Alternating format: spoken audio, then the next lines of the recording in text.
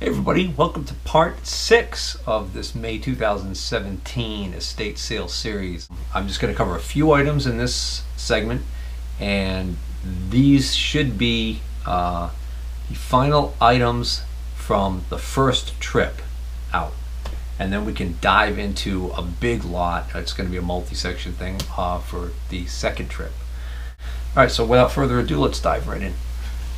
Oh, I did want to mention one thing. I want to make a quick shout out to my viewers who in the previous videos have been commenting and been very helpful on several instances with information about items that I wasn't sure about. And I just wanted to mention real quick this doohickey here, which there's one of them on the Hammond grinder, and then I found this other one, and the general consensus from out there in YouTube land, the experienced machinists out there, are telling me that this looks like a pretty standard surface grinder wheel adapter. So this would be to clamp down and hold a surface grinder wheel, and that I guess this taper might be kind of a standard. So what I'm hoping, and what I haven't discovered yet, is I'm hoping that this taper is the wrong taper for the spindle on the Hammond grinder, which would explain why that runs out so bad.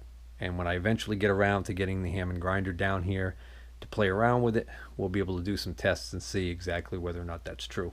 And then this doohickey here, nearest I can figure is, I haven't uploaded part 6 yet, where I think this actually was in part 5 yet, so I think nobody's actually had a chance to comment about this yet. But I think what people are going to tell me is that this is basically just for popping this off the taper. In other words, once this is on the taper, that this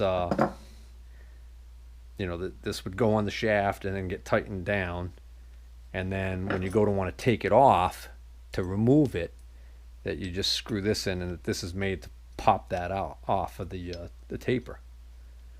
But I don't know what these two pins might be for. So, and by now, by the time, when I say now, by the time you guys see this video, I probably will have already been told by somebody, quite possibly, who's commented on part 5, that that's what that's for. All right, let's move on.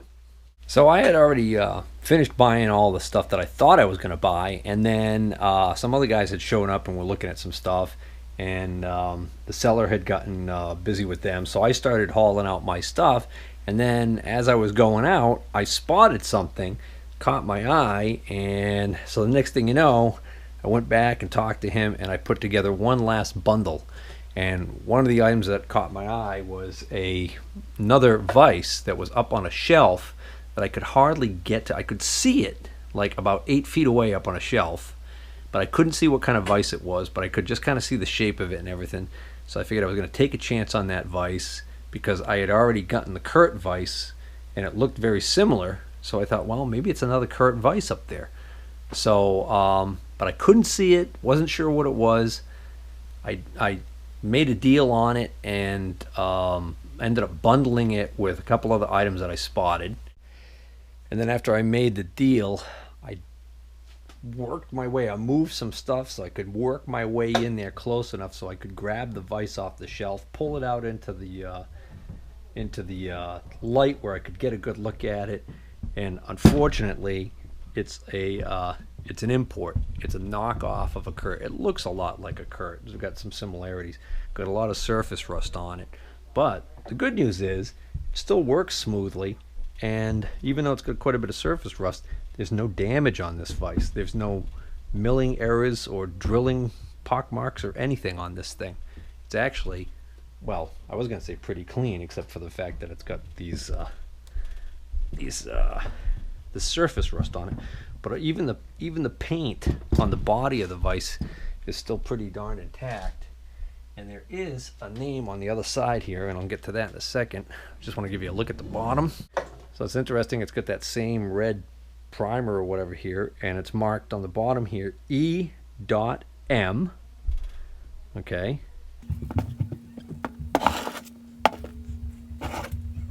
And right here we have a little tag, indicating that this is a Elephant brand vise, locked type machine vise, model ELV-150E, China.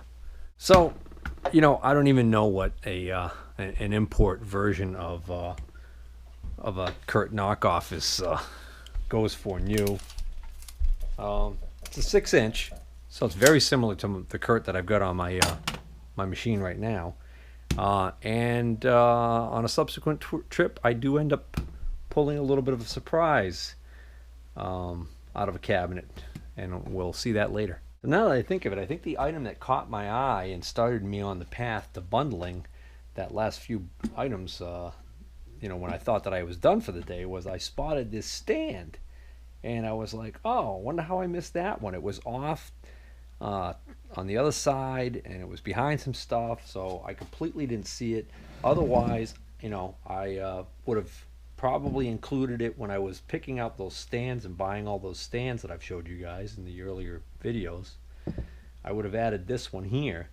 So this is kind of a neat, heavy stand. On the bottom here, I'm not quite sure how this actually works, but it almost appears like there's a way for this post, that this post is mounted into this block, and that this block can pivot individually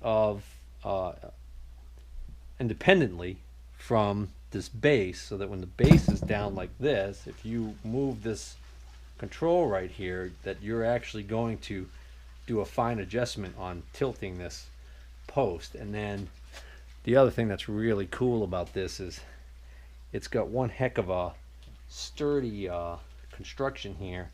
So you've got this really solid arm coming across here. Clearly that's for an indicator. Not quite sure what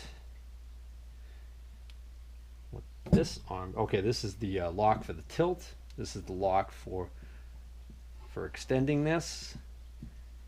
And then like we already saw, this is the lock for moving this up and down. And then the other cool thing about this is that on the back side here, this is a Federal stand. It's a Federal Precision Height Stand, model 2400. Federal Products Company, Providence, Rhode Island. It's an early one, and I've never seen one like this one before. And unfortunately, it's got some rust on it and that. The interesting thing, this post is in excellent shape though, and I think this is still very usable the way it is.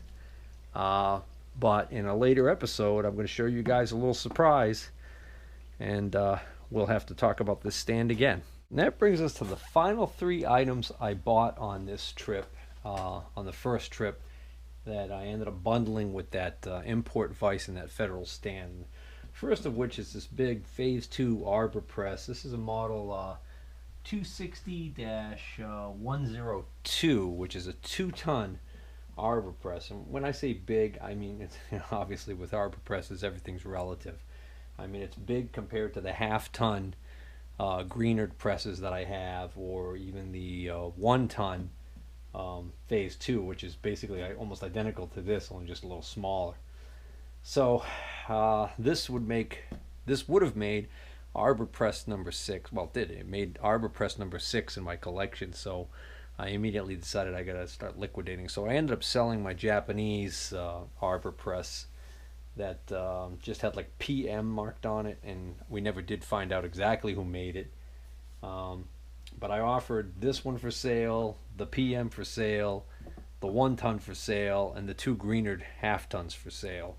And a gentleman came down and took a look, and he was basically just going back and forth between the Japanese one and this one here. And the reason why he ended up taking the Japanese one was the distance from the ram to this wall here was a little bit further on the Japanese model. And it looked just as heavy constructed as this, if not even heavier. So I'm probably still gonna sell a couple more, because I have a Dake number 2, which is, I think, a 3-ton. Not positive, but I'll probably keep one of the Greenard half tons and the Dake, and I think that's going to be all I really need for arbor presses. And of course, I got my H-frame shop press, hydraulic press, if I really get into trouble on something. So there was this, and then when I was climbing over stuff to get that import vise off the shelf, I found this thing laying on the floor and took one look at it and realized, well, that's a power feed assembly for a milling machine. And the irony is, the only milling machine they had in this place, and I use milling machine in the loosest terms, they had a mill drill, a Century Machine mill drill, one of those Harbor Freight style Chinese, Taiwanese mill drills. And sure as heck, what somebody had done was they were using this unit on that little mill drill. The way that I know that is because on one end of the small table on the mill drill, the gear was there that actually would mesh with this gear normally. So I left that gear on there just because I didn't want to go taking apart the mill drill, because then I was worried that he wouldn't want to sell this. And the original handle for the mill drill was there, so it would be easy enough to switch it out, but it was just one of those situations where it was just better to just take this dirt cheap the way it was and not get too finicky. Now, the wild thing about this is this is a cheap import model. This is a Asong AES 235. The torque is 135 inch-pounds, which I believe means that it would be best suited for X and Y axis, but it wouldn't be good for a knee. I might be mistaken on that, but I think that's what that means. Then there's this funky bracket on here, which I'm not quite sure. Notice the bracket says Central Machinery. Part number 39745, power table feed horizontal. But he had, in order to make this work, he had to offset the way this was mounted in some kind of a funky way. So essentially what you end up with was he used a couple of 1, 2, 3 blocks as spacers. And take a look at this. I looked at the darn 1, 2, 3 blocks. They're Brown and Sharp Ultra Precisions. A little bit of surface rust on them. So I don't know what to make of that, why those are on there. And I mean, and he even shimmed them to make sure that they were dead on. So I don't know what the heck I'm going to do with this monstrosity. I do know I'm going to probably take the blocks off, and in the next series I'm going to start on the stuff that I picked up in trip number 2, and I may have actually found the box for these even. I guess at the very least I should plug this thing in and see if it works at all.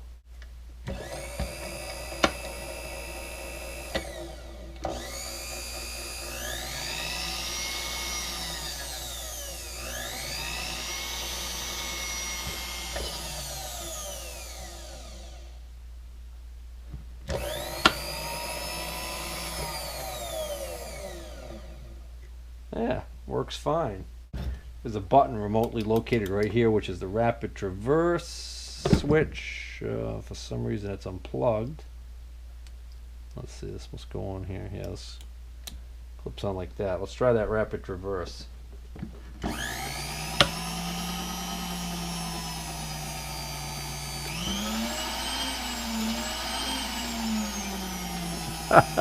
That's an interesting sounding one, that's for sure. But yeah, that actually is it's a working power feed. It even came with the limit switch. The final item in episode 6, which is the final item I bought on that first day at this pick. Right here I spotted this box. based on the fact that I hadn't seen too much else as far as measuring tools and everything, I didn't get overly excited about it at first. And then I looked inside, and lo and behold, what do we have but a Mitutoyo vernier caliper. And, you know, normally vernier calipers you don't get too excited about, but hey, Mitutoyo's not a bad product, and it's a nice long one. So let's see, it goes up to 24 inches, and then obviously there's 25 and 26 over here, but the graduation stopped at 24 because, well, you need room for the vernier scale here. So we got some surface rust right here going on. That's a mess. And then over here we got some gunk rust. That's kind of a mess there. Get a better look at this mess here. See right there, that's not too good. But the jaws look like they're in great shape. And I got these dirt cheap, so it was kind of a no-brainer. All right. So I hope to see everybody in episode 7, and we'll start diving into another big lot of stuff.